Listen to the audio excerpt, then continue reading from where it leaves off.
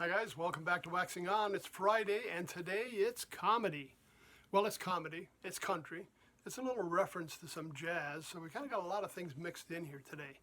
And today we're looking at the musical comedy group Homer and Jethro. Now that may ring a bell with some of you. We're talking about Henry Haynes, Ken Burns, guitar, mandolin, just a duo out there. Not quite like the Smothers Brothers, who were doing folk songs and a little bit of comedy in between. These guys were doing something different. They were actually doing satires or parodies of popular songs or classic tunes. And they would turn them into something totally different. So their comedy was all about altering popular songs people were aware of into something brand new. I first heard them, I think it was probably in the 1960s. And the song that I heard was the Battle of Cucamonga. And that may be familiar with some of you. That was probably one of their more popular hits. And a friend of mine, when we go to school, I'd stop and meet him on the way. And his parents always had some great albums like this. We had Homer and Jethro, Alan Sherman. I don't know how many remember that, Hello Mother, Hello Father song.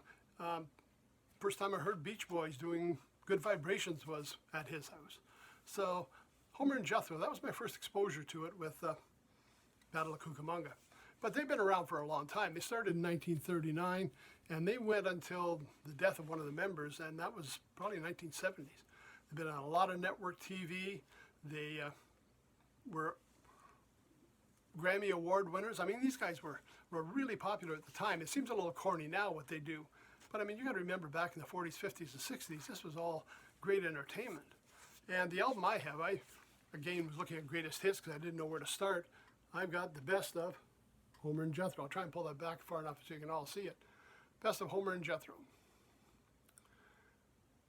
And to give you some idea what they're doing, we got Battle of Cucamonga,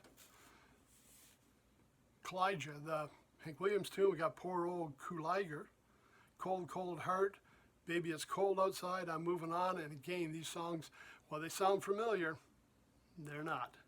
16 Tons, He'll Have a Go, Mr. Sandman, That Hound Dog in the Window, Heartbreak Hotel, spelled H-A-R-T-B-R-A-K-E, B-R-A-K-E, that's a tricky one, Heartbreak Hotel, and Jambalaya for Jambalaya. They have a pile of albums. I mean, again, they did a lot of recording.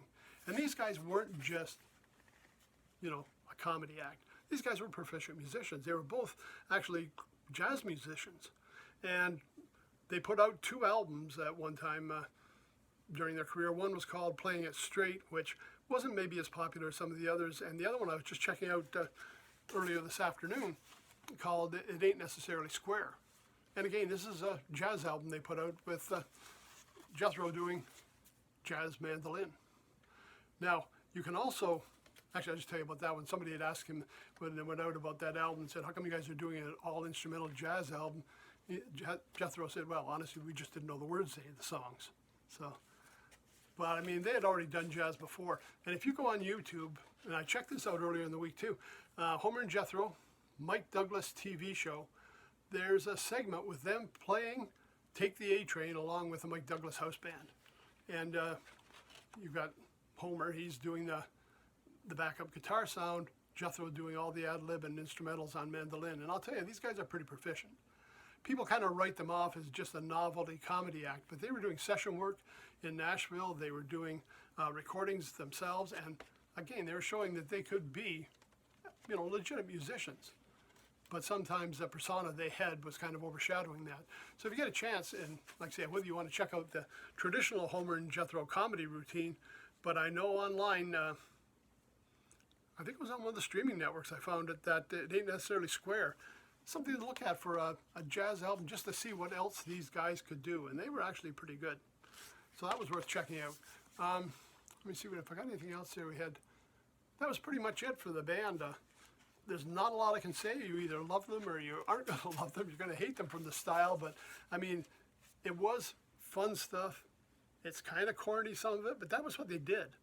That was how they, entertain people. And this isn't serious stuff. It's not political stuff. It's nothing too heavy. It's just fun music. So, streaming networks, hard copies, YouTube, lots of places to check out to get yourself a little Homer and Jethro for the weekend. That's it for this week, guys. We'll see you on Monday again. Everybody have a good weekend. Stay safe. Thanks for stopping by.